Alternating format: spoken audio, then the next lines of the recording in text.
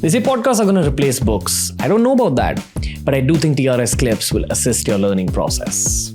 Do you think there's a lot of stuff in fruits and vegetables that even science hasn't understood yet? See, when you look at science, it is an extreme saying, don't eat fruits. It's simple carbs. You're putting on weight. Those are for people who are only focused on weight loss. But till date, every literature shows the massive potential of micronutrients in different fruits. So starting off with the berry family, the most powerful, but that doesn't make papaya any less. So these are polyphenols, flavonoids, anthocyanins. All of these work at a genetic level in your body, in prevention, in recoveries, you name it, cancers, Alzheimer's, whatever. Micronutrients, which no other food has. Now, vegetables have them, but in a different form than fruits, which is why we need balance. Gotcha. Which is why a nutraceutical can never replace a fruit. It can never replace a particular vegetable because these polyphenols and flavonoids, you can isolate them. But in a fruit, okay, it's a living organism until it's plucked off. It's working with its own intelligence to grow. No, I completely hear you. I also want to highlight packaged fruit juices. I think a lot of people kind of know the advantages of consuming fruits and vegetables, and their version of that is, I'm just going to consume this packaged fruit juice. Do you have anything to say about the juices we get in Tetra Packs? It's a waste of money and you're going to mess up your metabolic health right up front. No matter, and I don't want to put down companies. There's no requirement to do that. But at some point in life, I call it compassion at a company level. If I was running a company, and I am today, and I have a certain amount of success, I need to start compassionately thinking about whether parts of my company are driving things that can sustain health, longevity, and the future generations. The point is, fruit juice is absolutely useless. There's enough of science. Number one, when you juice the fruit, you've broken down most of the nutrients, the fiber. So you're having a glass of sugar, literally. Even if it's sugar-free juice, it's a glass of sugar. It's a simple. If I give a diabetic a bowl of papaya, they are going to spike their levels, even if they eat it, because it's a simple carb. It is. That's why you cut down fruits with a diabetic. You don't have to stop it, but you cut it down. Now, a fruit juice is just more fruit broken down, the fiber. In the heated process of breaking it into a juice, you're denaturing the vitamins.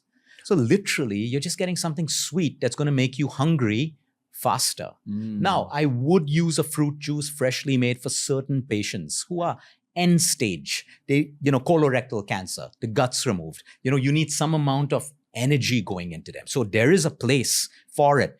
But the youth is absolute waste of money and waste of good metabolic health. So my question was only about the Tetra Packs, that people consume and we've been consuming for decades now. Yeah. But you're also talking about fresh fruit juices. Even if you make it, you're denaturing it in your own making process. Maybe you don't have the preservatives in it, right? Okay. But you got to eat it. There's a certain science. When I chew a fruit, it's mixing with my saliva. I'm starting to absorb, certain micronutrients, but, it mixes and it goes down. But the point is when I make it into a juice, I'm just swallowing it and gulping it. And it's absolutely unnecessary. Like I wouldn't even give it to kids. I would tell my daughter, I'll give you a bar of chocolate, but not a fruit juice. Yeah. That way. I've been overweight in my own life and I've had that whole educative process, fortunately, pretty early on in life. The one thing I've noticed about most overweight individuals who want to lose weight is that they have some kind of wrong ideas about what the right techniques are. Yeah. Like they think that this technique will make me lose weight. Like they equate weight loss with eating fruits. Again, it's a perception. Yeah. Because, fruits are healthy, so I'm making a change in my lifestyle. I'm going to eat fruits. But if you actually even eat more fruits, you can put on a lot of weight. Yeah. Even if you're not juicing it. Yeah. People have this platter of fruits in the morning in front of them. No, you're going to have a non-alcoholic fatty liver at some point if you don't stop that. Even if you're healthy, that's too much of fructose. And that's why nature's given it to you in a mono. One apple, that's your portion. Yep. A handful of berries. Maybe a small bowl of papaya, but more fruit doesn't mean more health. Now, if I want to have 3 fruits in a day, I can space it out, but I'm not going to have it at one time. What about raw vegetables? Fantastic. You can mix them up? I can mix them up. Okay. I'm getting micronutrients. But again, if I have too much, it's going to be difficult for me to digest because it's raw fiber, great fiber. A lot of people will bloat up.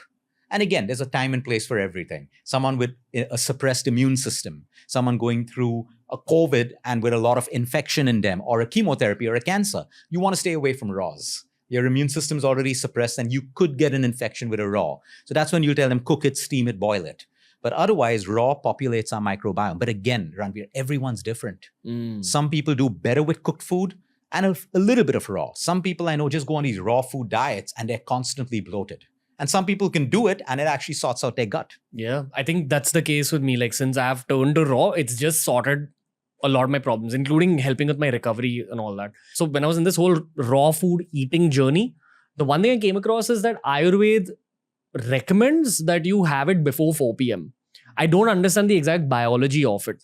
I don't even know if there's scientific studies to back this claim, but most Ayurvedic experts will tell you to have raw food before 4 p.m. What do you think the It is logic true. I would just say before sunset, because, you know, I'm a huge fan of the circadian rhythm. That's the laws of sunset, sunrise, nature, light. That's how our bodies work. That's how our brains work. A state of wakefulness, a state of sleep. So it's simple science. There's no challenge to it. So 4:30, I don't know the science behind 4:30, but I would say after sunset, yes, cut down or don't have raws, because after the sun sets, our digestive fire actually decreases. Yeah, it's like how in chemistry textbooks when you're learning chemical equations for the first time, you know, X plus Y gives you ABC, but then there's an arrow between the X plus Y and the ABC, and that arrow has a catalyst on top, and they sometimes just write sunlight. Yeah. So that's how I look at it, that when you consume raw food, sunlight has to be your catalyst for you to digest. Because it's tough to break down raw food. It's plant cellulose. So plants protect themselves in the wild from being eaten, or they try to put off being eaten because of the thick plant cellulose. So an animal will eat it and kind of spit it out, or really have to chew and chew and chew a lot. Imagine the amount of digestive energy we need to break down a whole bowl of salad at 9 in the night. We think it's the healthy thing, but you don't. You are not metabolically able to digest it because your metabolism is automatically slower to prepare you for sleep. So I completely go with that science of keeping raws out, or minimum towards night. Thanks for watching. Make sure you check out the entire episode and also check out this playlist that we've curated just for you.